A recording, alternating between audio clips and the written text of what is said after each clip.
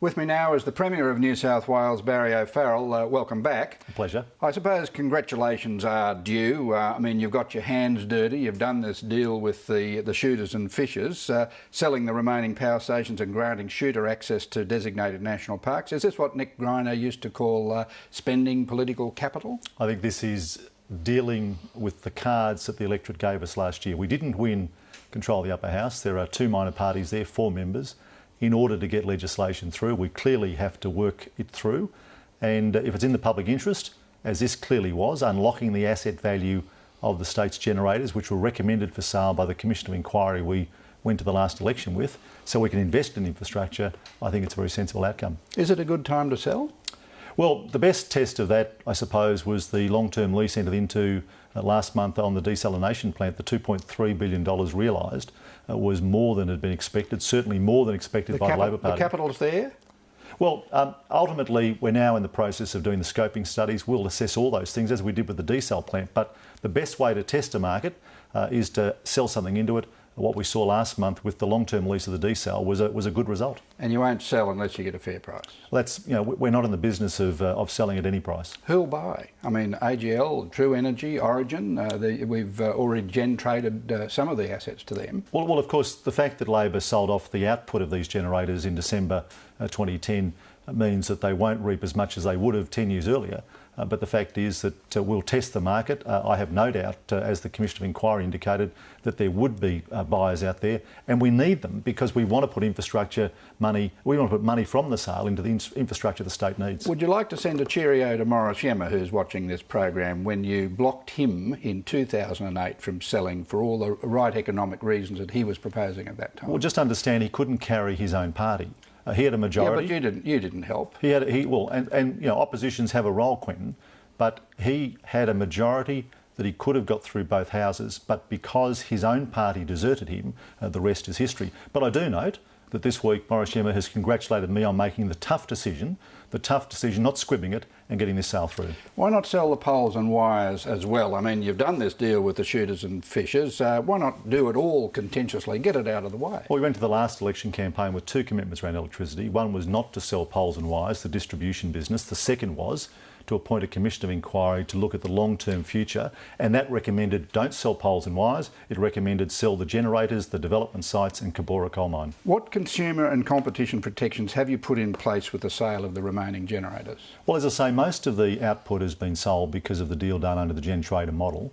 There are protections in there for employees. There are obviously ACCC issues that will be assessed. I have confidence, Quentin, that the sale process will ensure that not only do we get the best return for the asset, but that the level of supply, the level of competition will be appropriate. Now, what about this power sharing deal with the Honourable MLCs Borsak and Brown? You're supporting their application for increased admin operating expenses, goes from $80,000 to $150,000 per MP if it gets through the committee. That looks a bit sus in the context, doesn't it? It looks as though you've bought them for this little piece of support. Well, good try. As I tabled in Parliament yesterday, all I've done is write to the Chairman of the Joint Select Committee Electoral Matters. The letter came out.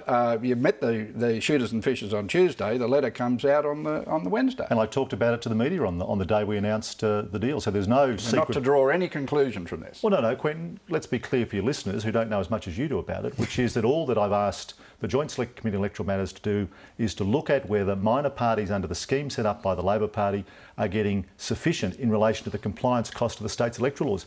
That's not unusual, because last year I announced that there'd been an inquiry into the state's electoral laws and donations laws to see if we couldn't simplify them, not because we want to retreat from the standards, but the compliance costs for major parties, middle-sized parties and small parties are incredibly high. Where does the new relationship with the shooters and fishers go? Because we get duck hunting, for example. The opposition's alleging that duck hunting is going to come back at the end of the year. Ducks are more at risk from the Labor Party's Chinatown lunchtime binges than any proposal before the state government.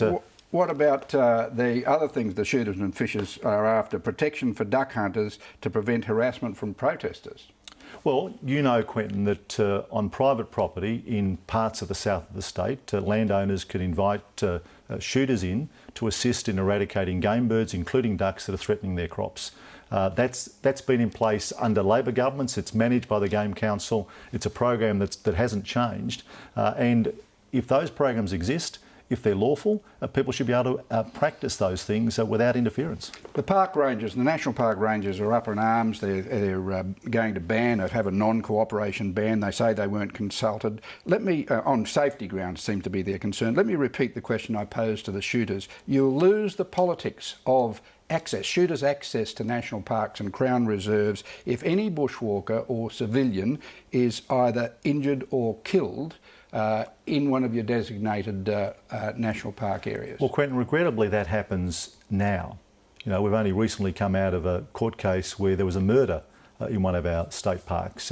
There are regrettably injuries and deaths in our parks, but just understand that what we're doing is simply continuing a program that's existed as part of National Parks Pest Extermination Program for years, where either National Parks and Wildlife staff or contractors in selected areas, including under the existing rules but not under the rules we've agreed to, metropolitan parks, have used shooting as one of the mechanisms to reduce feral pests. We're saying that in 79 parks out of 799, none of them in metropolitan or near metropolitan areas, that in pursuing those regional pest eradication programs, restricted licensed shooters will be able to come in under the control of the Minister of the Environment to assist in eradicating feral pests. Will you talk to the rangers to satisfy their concerns about safety for themselves and the public? Happy to, because, Quentin, the best way to explain this, and it's not perfect, is the hazard reduction burns that occur. We don't allow people to go in with a match and just throw it in there.